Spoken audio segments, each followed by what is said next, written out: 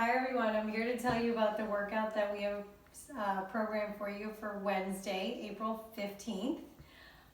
We are going to be doing a workout called 4-cylinder. And the way that this workout works is that it's 2 minutes of work, 2 minutes of rest, cycling through it 4 times.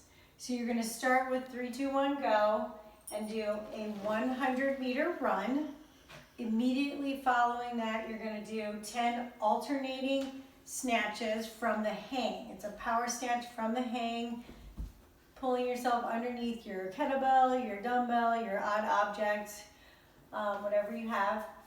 And then as soon as you finish those 10 alternating snatches from the hang, you're going to do as many handstand push-ups as you can do with the time remaining. So your score is going to be the max reps on the handstand push-up. After you reach that 2 minute, you're going to take a break for 2 minutes. So once the clock hits 4 minutes, you're going to start another cycle, work for 2 minutes, rest another 2. At 6, you'll do the same thing again. So you're going for max handstand push-ups in this workout. If you don't have your handstand push-ups, some alternatives to that would be to do a handstand hold for the remainder of the time.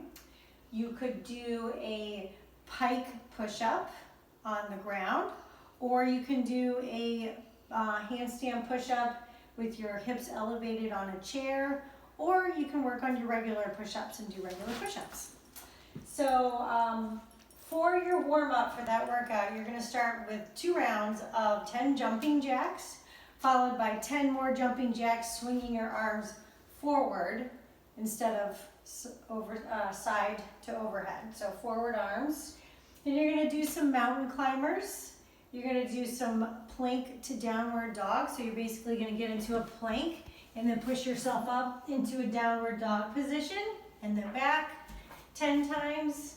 Then you're going to get into a pike and just do some heel pedals, driving your heel down to the ground. Do 10 of those on each leg. Then you're going to do some big arm circles forward, big arm circles backwards.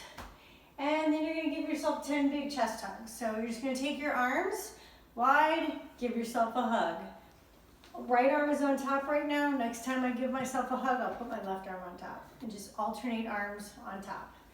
So cycle through that twice, get your shoulders nice and warmed up.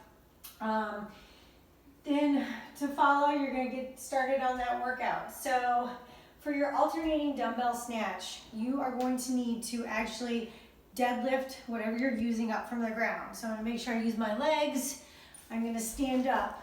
It's going to come from the hang. I'm going to set my hips back, and then I'm going to reach full hip extension, basically bringing that object up the front of my shirt like I'm pulling my zipper up. And then I'm going to pull myself underneath that object, landing in a slight squat, and then stand up, then bring it down, switch arms, and repeat. So we're not putting the dumbbell down, it's not going down to the ground. 10 alternating dumbbell snatches, kettlebell snatches, odd object snatches. And then as soon as you're done with those, you're going right into your handstands. So for the modification for your handstand push-up, that I would suggest that you do a pike push-up. So what you're going to do with that is you are going to get into a pike position with your hands underneath your shoulders. You are going to bring your head down closer to your fingertips when you do this. Okay, so I'm in a pike. I'm actually going to push myself forward a little bit. I'm going to be looking between my legs, push myself forward, tap my head towards the top of my hands, press up, and bring my head through. And back down, and bring my head through. So you're creating basically like a triangle with your hands in your head. Head comes to the top of the fingers, not below your hands, okay?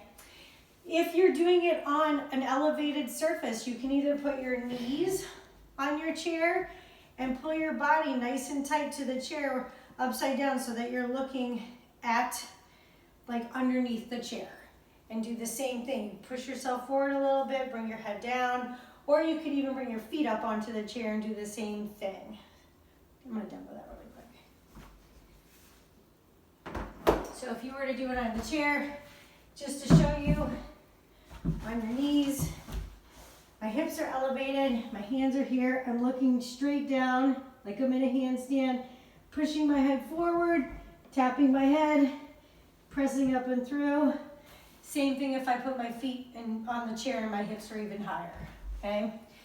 So max reps of that, or like I said, you can do some push-ups, really focusing on staying tight in that plank position.